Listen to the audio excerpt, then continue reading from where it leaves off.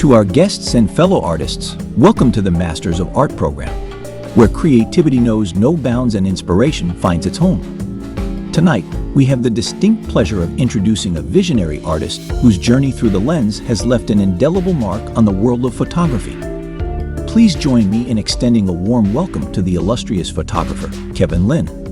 His exploration of the art of seeing, opening your mind's eye to inspiration, promises to be a transformative experience for us all. Kevin's artistic odyssey began in the captivating world of television and film, where he honed his craft as an actor. However, it was through the lens of a camera that he discovered his true calling. With an insatiable thirst for capturing beauty in all its forms, Kevin ventured into the realm of photography, where his talent flourished. Featured in renowned publications like the Sommelier Journal, Sonoma Magazine, and Wine Spectator, Kevin's photographs transcend mere imagery, inviting us to immerse ourselves in the essence of wine culture. Tonight, Kevin unveils his latest masterpiece, an abstract fusion inspired by his deep-rooted connection with all things wine. Prepare to be transported on a sensory journey unlike any other, where artistry intertwines with the spirit of libation. This enlightening program, presented by the Pottstown Area Artists Guild, invites you to witness the evolution of an artist, to uncover the layers of inspiration that shaped Kevin Lynn's captivating work. Was held on Monday, May 20, 2024, at 7:30 p.m. in the Boyer Gallery, as we embark on a journey of creativity, insight, and the boundless possibilities of the mind's eye. Once again, welcome, and let the magic of artistry begin. And I drew these lines, and I didn't do anything other than draw the lines. And I got this line drawn, that line drawn, that line drawn, that line drawn. And then I got my heat gun and started moving them around and let the sides of it go where I wanted to go. And depending what my next line was going to be was where the wax was telling me for it to go. This color was not intentional. This was literally trying to give it some contrast in the background. And I dropped yellow on them. Happy accident. Well, that's the diversion. That's the whole thing. Yes. Like, oh, that looks good. Yeah, absolutely. That's called forbidden fruit. All right, so to make it clear, that's photo encaustic, that's photo encaustic, that's photo encaustic, that's photo encaustic, that's photo encaustic, that's 100% encaustic. Depends upon the subject matter. The funkier that I want to get, the more I'm going to lean towards full encaustic, because I can make shit up and it works, right? I mean, I don't know if I have it in slides. Let's see. Oh, that's gorgeous. You like that? Yes. Yeah? That's my niece. That's Katie Wheatley. She is a 40-year-old mother that is a competitive fit model.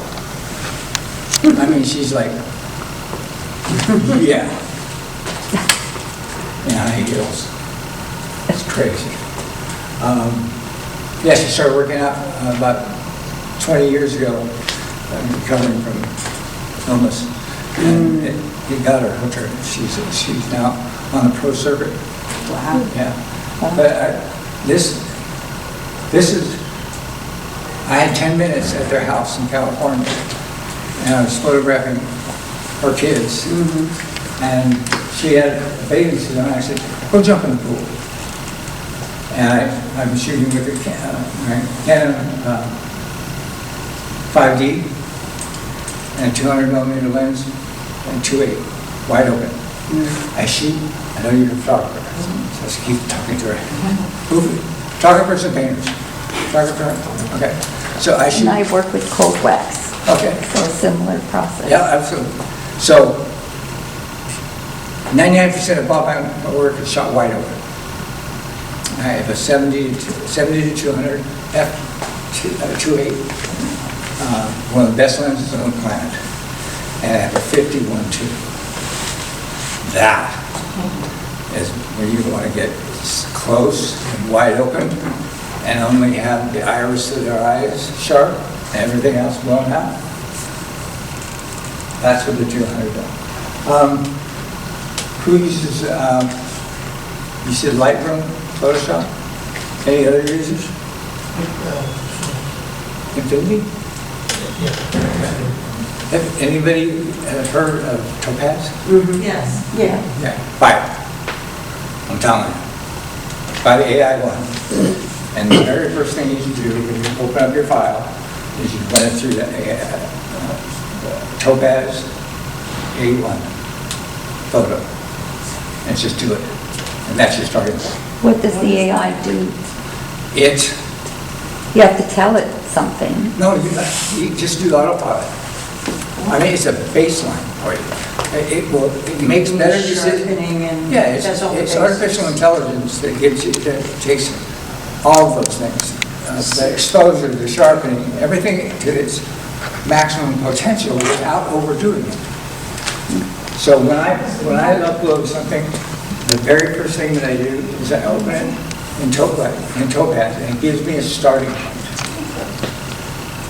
Yeah, question. I was going to say, how does, I mean, you say it's maximum, but how does it know what you're aiming for? How does it know what Because- you are going to consider the best thing? So here, previous. To explain the AI, what AI does is that it looks at a color, recognizes it's a color, it's a Pantone color, and what would be the best exposure under these conditions for that color. And it's a lot quicker and smarter than you all of are. us, than I am, certainly. Exposure for that. But Photoshop's trying to do that. Photoshop's not quite there. Topaz is still. I'm just saying, you Yeah. have an AI Right. system. Right. And Professional. it is, go online, go to Topaz, or just Google reviews for Topaz A1 AI photo. So it optimizes. It optimizes the exposure for the moment. But that's assuming you want it optimized, because Yeah, the no, no, no, previous that's- slide is That's why I said, completely how does it know But you what can you go back want? and Because the adjust it. previous slide was totally You abstract. might run it, you said it gives you a baseline. Right, Yes, so you can then And then change you it. go, okay, no, I don't know. Absolutely, absolutely. Because I've done It that. saves me hours. Yeah. When 99, I swear to you, 99% of every image that I've taken in the last 3 years have been run through Topaz first. And 99% of those, I've gone, good, now I'll take it to Luminar, which is also owned by Topaz, and I'll make the individual adjustments that I think. That you want to Right. bump or change. Instead of searching all over the place for my baseline. That makes sense. So I But mean, you can do that in a lot of programs. You You can can say, do that a lot. preset this and then, Right. and then move the sliders. but head-to-head, Photoshop and Topaz, and people that are out there making their living, making over 200 grand a year, shooting especially wildlife, I'm using are Topaz. using Topaz, guaranteed. Action photography, even, Because that's clarifying, yeah. sharpening. Yep, Yeah. yeah, it's, the difference is amazing. I mean, if you're looking at a hawk that's 100 yards away from you, you're shooting wide open, and you think it's a great photograph, if you have that same file and you ran it through Topaz, you go, damn! That's the reaction I had. I mean, it cost me $90, just like everybody else. That was It's a best one-time payment. It's one of the best $90 I've ever spent. And if you came to my house and sat at my computer and pulled any of my slides, I guarantee you it'll be better the Than first the- shot than the one that weren't. Guarantee it. And I pay for my software. I haven't written anybody letters. None of that. It's just, the proof is in the pudding. It's really there. This one, totally not Topaz. Because I didn't want that. I didn't want the best. I wanted this. I actually have a couple of painting programs that I asked to do the same thing, and they're trying to do, like I'll ask this one painting program, take this image you shot, tell me what you think this is, right? And then I'll take that file and I'll have another painting program do that. And what happens, my screen is like a maelstrom. Maelstrom. As is, when you're working on Yeah. a program, it's thinking, right? While it's thinking, I'm going click, click, click, because I know what's coming. And it's like being a sniper. I got my range, I know what's going to come. I don't know 100% what's going to come, but I got to be quick. I have time to think about it. And I'm like, click, click, click. Okay, then the screen changes and it goes. And Oh, then it's morphing. It's morphing, what I call the maelstrom. But it's morphing into something else. The program is trying to get, truly making something out of nothing. Right. It's trying to get someplace that I've asked it to go, and it's figuring out ways to get there, but I'm taking those clips. And I'll do up to 200 of those clips. And then I'll put them on big screen, and I'll narrow them down to 10. And I'll print those 10. And I'll go, okay, this is what I'm going to work on now. And that's a baseline. To get that. So what music painting programs work? And I'm a painter, so There's one gets called, my back up a little bit. No, no, no, that's- What That's okay. programs are those? just to be clear, it's a tool. Yeah. Yeah. This one is, Yeah. absolutely, yeah. And I told many people the reason I do this is because I'm a frustrated painter and I don't have the skill that you have in your hands. It's in my head. Your Photoshop can manipulate it. Yeah, Right, but not as probably. I use Photoshop for, I'll use it for illustrations. Sure. Because I did scientific illustrations, so I use it Oh, for okay. precise kind of illustrations. And I also use it to take my really, really crappy photos. Because I have There you go. and composite them into compositions that I want to paint. Yeah. Oh, that's cool. Yeah, so, So, the one that I had in the show, Uh-huh. with the yo-yo lady. Oh, really? Yeah, that's how I You did got that to. composition. Well, why wouldn't you just print the photo then? Because it looks like crap, because, Oh. and I look at it, and I mean, it's really ragged, I don't do fine tuning on my Right. Photoshop. Right, stuff. you're I just go, getting a composite. Okay, I'm gonna put her in this kind of a thing, Right, right. and I, stick a photo of that on there, and it looks very much like a cut-up kind of Yeah, thing, but I yeah. know what I want it to be, Right, so right. I do that when I paint, and sometimes I That's just change giving it. you an end result. Yeah, because like the space part of it that I had, like photos of nebula and stuff, and they're not mine, and I don't want to steal, I don't want to steal. Sure. So, I change everything. I mean, one of the things, the overriding thing in my mind all the time is, I want to make something I haven't seen before. Yeah. And to me, in all forms, whether you got a chisel and a hammer in your hand, or a brush in your hand, or a stylus in my hand, or a mouse, they're all tools. Exactly. They're all tools. And I have a tremendous respect and admiration. My house is full of paintings. I collect paintings. I collect images that I love. I wasn't meaning to No. diss on that. I was just wondering what kind of software you use for that sort of thing. Instead of her using Photoshop. Instead of me using Photoshop, and what is it doing differently? Try Oilist. Oilist? Oilist. How do you spell that? Oil, YLIST? I think it's OIL, IST or EST. EST? And it's a painting program. You're just trying to get closer to what So you're looking for. what it does. I'm just interested in different ways to manipulate Absolutely, images to make them do what I want them to. So with Oilist, what you do, Or, yeah. just for fun, look, I'm a redneck in Northern California, where we help for shits and giggles, is that you take an image, you load it into Oilist, you pick out, you either go with what Oilist says is a standard way we're going to manipulate your picture into a painting, and they give you an example of that. Or you can choose Van Gogh, or Matisse. Different styles. Different styles. Yes, that's not helpful. No, I'm saying. Then what I do is I take one or two of those and mix them together. So they're fighting. So So they're that blend- maelstrom that I've been blends. talking about, There's a blending kind it's of. blending. But So you're manipulating, so I'm- you You're create telling it. again. Exactly. you want it to It's- do. It's kind of a weird thing. I'm walking on a very narrow plank, okay? I'm not creating it, I'm not copying anything. Right. I'm not taking anything away from anybody. Yeah. I'm not doing Andy Warhol, okay? I'm making something and creating something from, But it's like This- the old-fashioned cut and paste. you know? Right. Yeah. To go back to your niece, what did you tell your program you wanted to do? Like, what were you trying to What did you know transform? within Do- this one? So, and that's the other thing, do you have to write a prompt for that kind of software to tell it? no, No? You just click on the Pick little... and go. It's a I menu. pick- It's a drop menu. I pick and go on this particular one But you wouldn't as say a to them, baseline. go. No, absolutely not. Right. And it That's looks the nothing point. like that. And I pick modern art, and I pick abstract art. It's combining a whole bunch of concepts. It Yeah. sounds like putting a phrase through Google Translate for Right. a bunch of Yes. different Right, languages. yeah. That's So exactly what it is. manipulates And your then it photograph manipulates into it, the and style if of you don't those like it, you artists. take it out and you put It something makes else. something that's completely new. If you waited till the end and it says, the program says, okay, this is your picture, I'm not interested in that. I'm interested in trying literally the nanosecond that I'm catching the right one.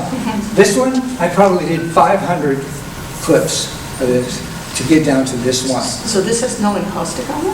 Oh, yeah. Oh, it Yeah. does, because the color is beautiful. Thank you. So literally, Photoshop here, she had so many definitions in her line that they were too short.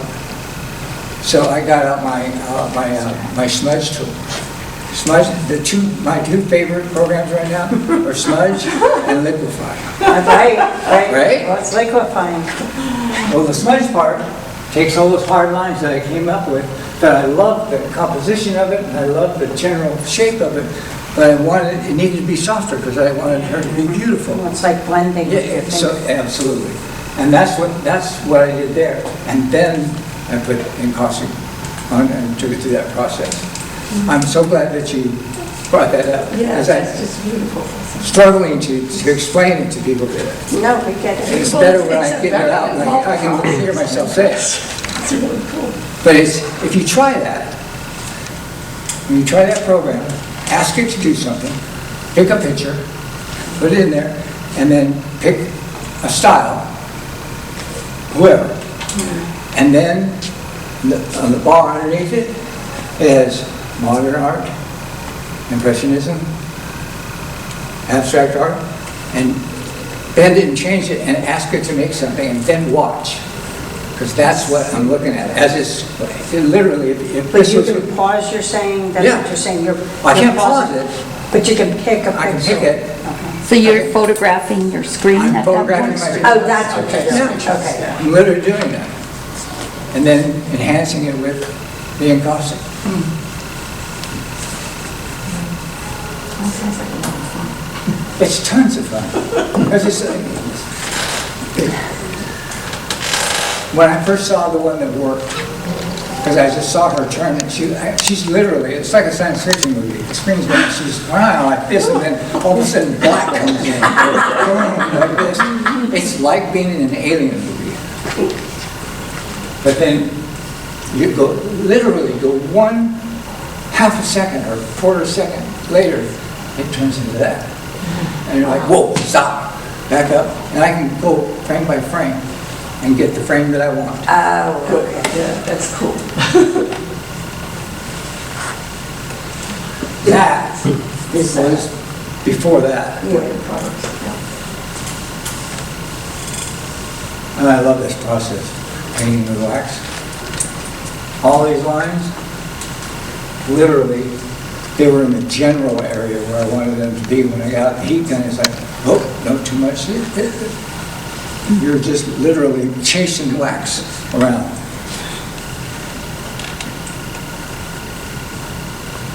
And then I thought, what else can I do with dots? This is Pinot Noir, Central Coast of California. You mean the grapes. The grapes. Yeah. It's a Pinot Noir bunch that I printed as a G clay, right? and then took that G-clay and painted. Just to give it depth and character. And this is an abstract that I had the idea of where I was going. I didn't do a lot of swirl. I was like, man, this will work over here. Let me try that. And then I adjusted the yellows and the whites, and then brought in the different colors of the dots to give it more depth. I call it Big Bang. So like right at the moment of,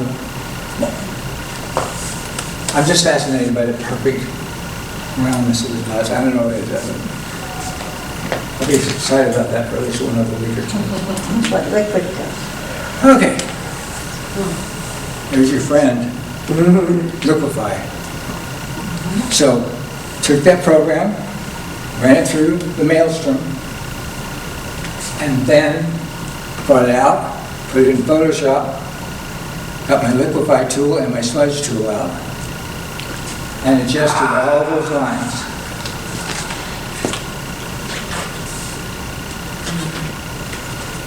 It's got energy to it. To me, you can feel there's an emotion to it. Now I've got 50 other frames from that look like bleh. It's a horse in a field. I grew up on horses, around horses. I was a rodeo cowboy at one time. Okay. This is a great example of the very first time that I started using those kind of programs with the still lifes. I call it Trophy from Beyond. So I have this thing about string theory. It's intriguing that there's multiple dimensions going on. There's some fool in another dimension doing the same thing that I'm doing right now, but he looks different. But it's me, right? So human beings have this penchant for trophies. This is a bust in my wife's dresser. And I shot a picture of it, and then I took those programs that I told you about, and I took the sliders all the way to the side, and they made the biggest look mush that I ever saw. And I started drawing back, changing. Probably made 50 changes to get to this point. And then I put the encosters on it. Now, in the library, it hangs in my house, in my living room. In this area right here, embedded in the wax, is powdered gold. Is Powdered what? Gold dust. Ah, So literally, when any kind of light comes out of the room, That's cool. bounces off of that. And again, it's a great accident. This was lying down. I had just done it. You made a drip. I was finished. I was about to go, walk away. And the young lady that works at Blix Art Supply said, "You should try this." And just handed me this little can of. So I opened it up, and I'm standing like this far from it, and it's And it went- wet rakes. went. And I opened the thing up, and I went, and it just like a cloud drifted over and settled all over this. And I was like, oh my Marble God, I dust. ruined it. No, I haven't. I did that with glitter, Yeah, and it worked perfectly. yeah. Crazy, right? Okay, so let's talk about string theory. This again. Yep. On the right over there. Another one of that session. If string theory is true, and we're all energy beings, we are stardust, we are golden. Got to get back to the garden. What I love about this series of pictures that I took is that I shot at a really slow shutter speed, knowing I'm going to get blurred. I was looking for motion and movement. I overexposed them purposely because I wanted them to be long and out white. I didn't want to have to do a lot of post-production in it. I wanted to make as much of it in the camera as I possibly could. And this is my interpretation of another reality. At 4 o'clock in the afternoon, the Hoboken train just jumped out. And this is the World Trade Center. In the Oculus. And just beyond that is a train. And what I love about this and this one over here, is that, sure, they're abstract pictures, but there's a humanity about them because they are human. Because I captured, there's a story there. You can hear it in your head.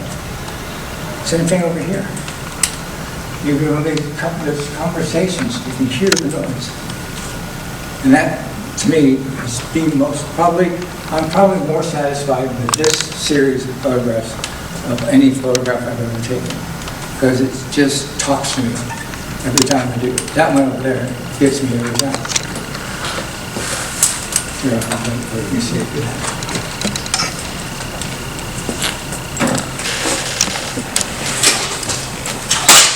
Stay still.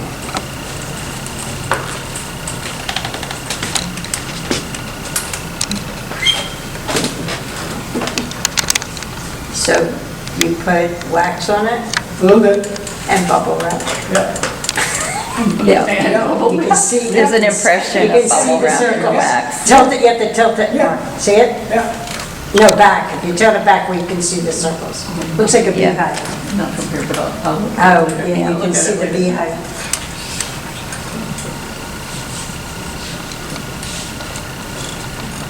Probably the best example, from my case, of something that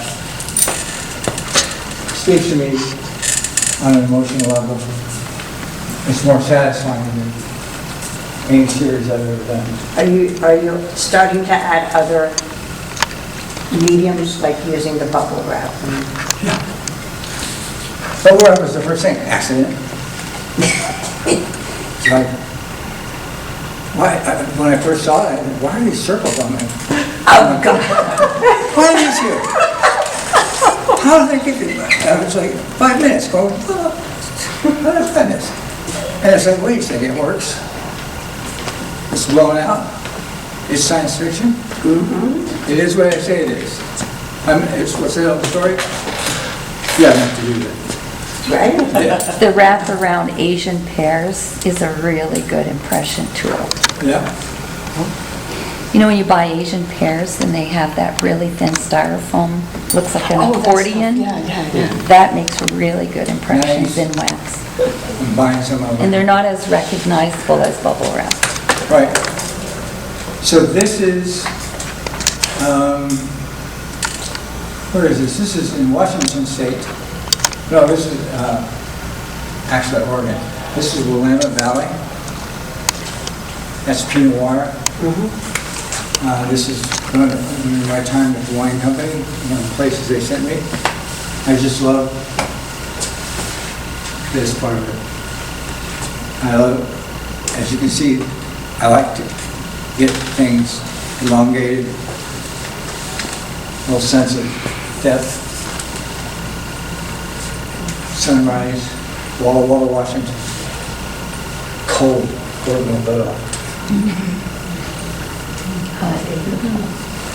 Silverado trailer. It looks like a family to me.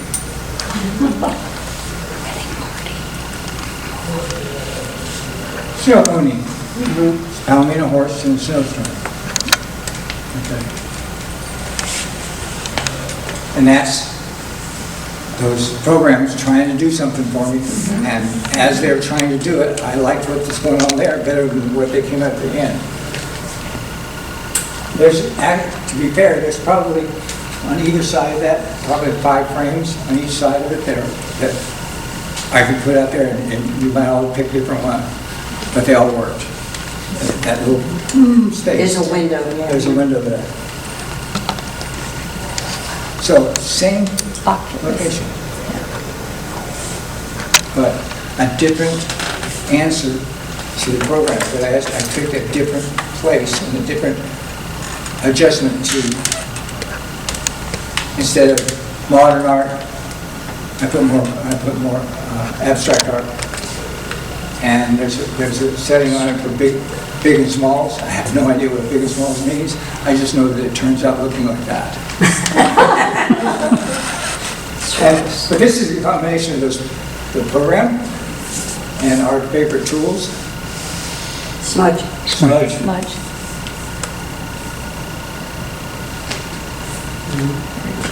Myrtle Beach. 6 o'clock in the morning, I'm 3 feet up to my waist in water, trying to stand up without, Dropping your camera. waves are dragging out and I'm going like this. And just a little bit of that, a different application of that same program. It took something hard and made it soft. It made it more impressionistic than what the crisp, sharp picture was. It looked just like a vacation picture. This is my version. And what about the color? Just small adjustments in Photoshop, color-wise, in the end. Literally just isolating the top part of the I guess frame. I was wondering if it came from pigment or No, digital. no. See the people? Sure. Yeah. That's 4 o'clock, There they go. 42nd and 8th Avenue. People rushing across the street. That's an extreme version of that, not that mainstream. So in Key West, I was there years ago, they talk about the drill at the end of the night. At the end of the night, when they have a cocktail and they sit down on the ocean, they're looking for the flash of green. Just as the sun goes down, it seems like there's a flash of green. So I was in Central California at a winery, and I looked out there and I saw, this could happen now. So I'm standing on top of a wine barrel, and it's blowing about 20 miles an hour, and my tripod's going like this. And my friend comes up and says, "What are you doing?" On my feet. Yeah. He did. And knowing that when I took the shot, I didn't make any adjustments exposure-wise, knowing that it was going to look black. When I got it, when I opened up, it was all black, and I just took all the sliders and put them on one side and started pulling back. I knew it was there. That's a 55 megapixel file that had the information, and just had to be drawn out. No program. The only thing that's on there is me, just the exposure on different colors. Oh, liquefied. That's very Van Gogh-ish. I was thinking it looked more like a woodcut. But that's not a program. No? No, that's liquefied. Ah. I took everything that was a leaf and turned it into a line. Because there were leaves on all these branches, and I would just circle the leaf, and when I drew it away, the leaves collapsed into the line. So I made this. And it was out of frustration. I tried to shoot the tree normal, but there were people in my way. So I had to lay down on my back and shoot up. That's actually fun. It's really big. Yes. It's called magic in the air. Same idea, shooting into the sun. Back at the World Trade Center. Yeah. That's an Indian family, and they're hired photographer. Yeah, something like that. That's just Snow. infrared. That's the only thing they do. Beautiful. I put an infrared filter on. Believe me, I don't like to do all the crazy things I do. That's not what I set out to do. I set out to do it as simple as possible, but sometimes simple as possible is the best way. That's just timeless. It's the top of the world. I'm shooting this way, shooting the winery. I was done with that, and I turned around and went, oh! You should always look behind Squirrel. you. That's Always look behind you. the highest point in Napa Valley. Beautiful.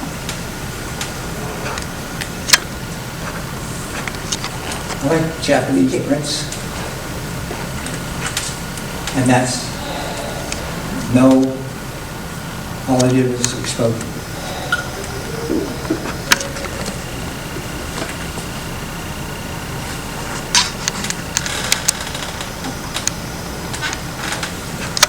It's like the blessing. It's nice that the tree didn't grow extra in that division. No, I didn't touch it, I just did exposure.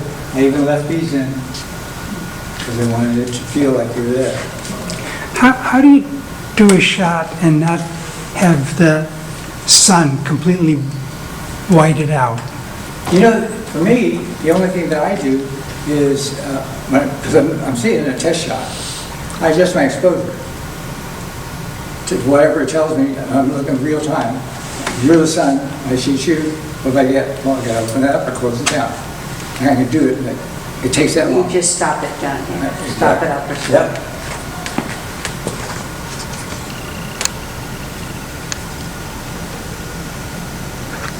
Witching hour. It's one of those trees I've been photographing for years.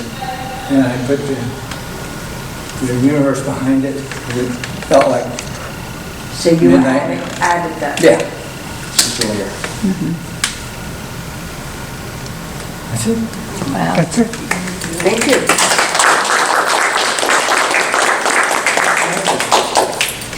Questions? We asked. Sorry. Thank you for listening to my babble. Thank you. Very More interesting. snacks. Please don't have. Very much. Very interesting farm. Let's give him another.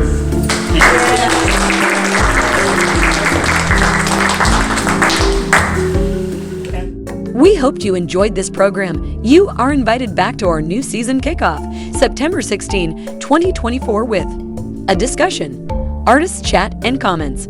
Are you frustrated? Looking for answers on how to improve?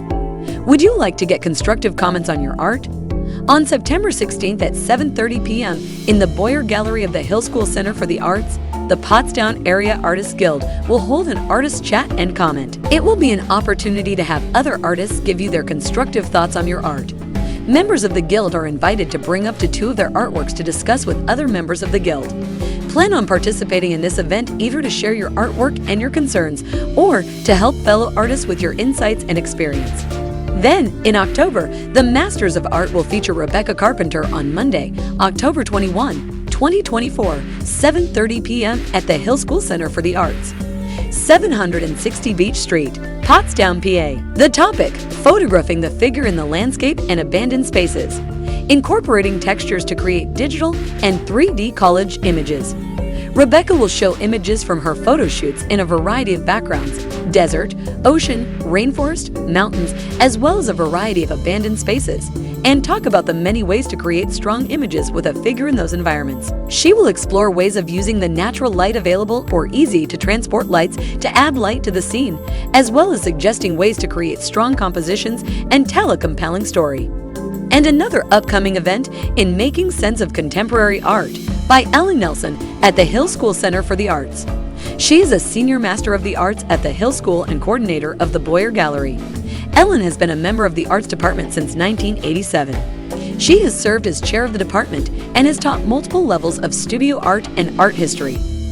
Nelson holds a Master of Arts in Arts Education from the New Hampshire College Institute of Art and Design. She is a respected juror for various art groups, including the Philadelphia Watercolor Society and the Chester County Art Association.